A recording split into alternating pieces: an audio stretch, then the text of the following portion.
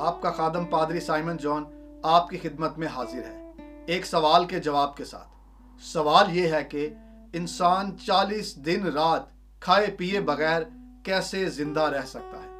اکثر لوگ اتنے لمبے روزے کو سائنسی دلیلوں سے ثابت کرنے کی کوشش کرتے ہیں۔ یہ کسی حد تک ٹھیک بھی ہوگا، لیکن ہمارا یہ ماننا ہے کہ یہ ایک روحانی معاملہ ہے، کیونکہ جہاں بدن پر روحانیت اور وہ جذبات احساسات غالب آ جائیں جو مثبت ہیں اور خدا کو پسند ہیں، وہیں پر ایسے بڑے کام دکھائی دیتے ہیں۔ سو جب ایسا ہوتا ہے تو زیادہ اہمیت تو روحانیت کی ہوئی، اس لیے اس فتح کی بات بھی زیادہ ہونی چاہیے، نہ کہ مغلوب ہوئی بدنی ضرورتوں کی۔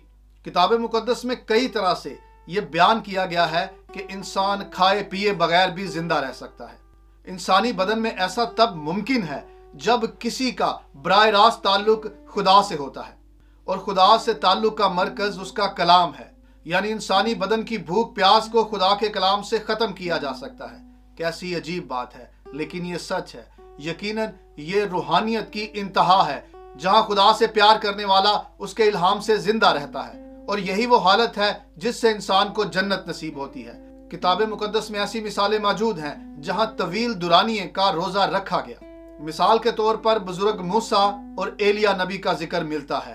وہ 40 دن رات روزے میں رہے، اور پھر یسوع ناصری 40 دن رات بغیر کچھ کھائے پیے روزے کی حالت میں رہے۔ اب پھر سوال یہ پیدا ہوتا ہے کہ ایسا کیسے ممکن ہے کہ کوئی شخص، کوئی انسان اتنے طویل عرصے تک بغیر کھائے پیے زندہ رہے؟ کئی لوگوں نے یہاں تک بھی کہا کہ ان 40 دنوں میں آپ نے کچھ کھایا تو نہیں، لیکن پیا ضرور، یعنی آپ پانی پر زندہ رہے۔ لیکن اگر ہم روزے کی حقیقت سے واقف ہیں تو ہمیں معلوم ہونا چاہیے کہ روزے کا جو بھی وقت ٹھہرایا جاتا ہے یا ہوتا ہے، اس سارے عرصے میں نہ تو کچھ کھایا جاتا ہے اور نہ پیا جاتا ہے۔ اب پھر بات وہی ہے کہ آخر اتنے لمبے عرصے تک کوئی انسان کچھ کھائے پیے بغیر کیسے زندہ رہ سکتا ہے؟ اس بارے میں خداوند یسوع مسیح نے فرمایا کہ انسان صرف روٹی ہی سے جیتا نہ رہے گا، بلکہ ہر اس بات سے جو خدا کے منہ سے نکلتی ہے، یعنی کلام۔ یہ بات ہے کلام کی، جسے آسمانی روٹی بھی کہا جاتا ہے، ابدی خوراک بھی کہا جاتا ہے، روح کی غذا بھی مانا جاتا ہے، زندگی کی روٹی اور پانی بھی سے کہا گیا ہے۔ یعنی کلام خدا کو خوراک سے، پانی سے تشبیہ دی گئی ہے۔ آسان الفاظ میں کہیں تو انسان بدنی خوراک کے بغیر تو سروائیو کر سکتا ہے، لیکن کلام خدا کے بغیر زندہ رہنا ممکن نہیں۔ یہ وہ فلسفہ ہے جو بدن کی بھوک پیاس اور روح کے ساتھ جڑا ہے۔ یہ بات اس کی زیادہ سمجھ میں آئے گی جس نے محبت کے فلسفے کو کبھی جیا ہے یا پھر اسے جی رہا ہے، یعنی یہ بات ہے تجربے کی۔ اب کسی کے پاس زیادہ تجربہ ہو سکتا ہے، کسی کے پاس کم، اعلیٰ یا ادنا۔ بات یوں ہے کہ جب کوئی محبوب کے پاس ہوتا ہے تو وہاں پر بھوک پیاس کا احساس نہیں ہوتا۔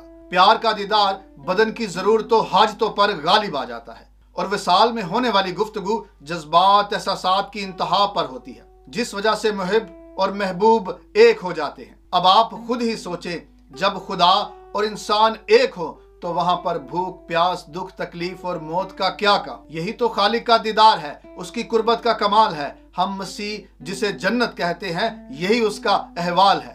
جلیل مانک پوری کا ایک شعر ہے، میں سمجھتا ہوں کہ ہے جنت دوزخ کیا چیز، ایک ہے وصل تیرا، ایک ہے فرقت تیری۔ جب خدا کی قربت ہو، اس قدوس ذات کی نزدیکی ہو، تو پھر 40 دن رات بھوکا پیاسا رہنا کیا چیز ہے؟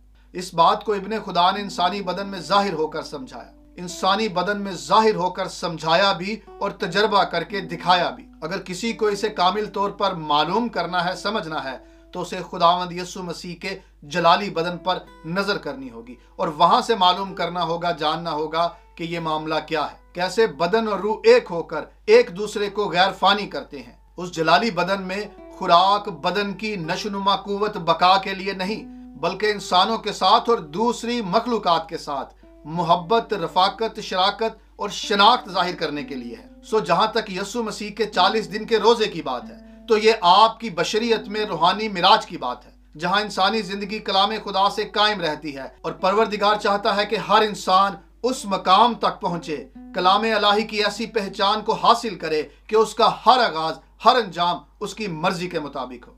شکریہ کرنے سے پہلے یہی عرض کریں گے کہ اگر آپ الہیاتی معاملات کو سننا چاہتے ہیں، سمجھنا سیکھنا چاہتے ہیں، تو آپ ہمارے چینل ڈیوائن وزڈم کو سبسکرائب کریں اور ساتھ ہی بیل آئیکن کو بھی پریس کریں تاکہ اگلے آنے والے ہر موضوع جن پر ہم بات کرنے والے ہیں وہ بر وقت آپ تک پہنچ سکیں۔ شکریہ۔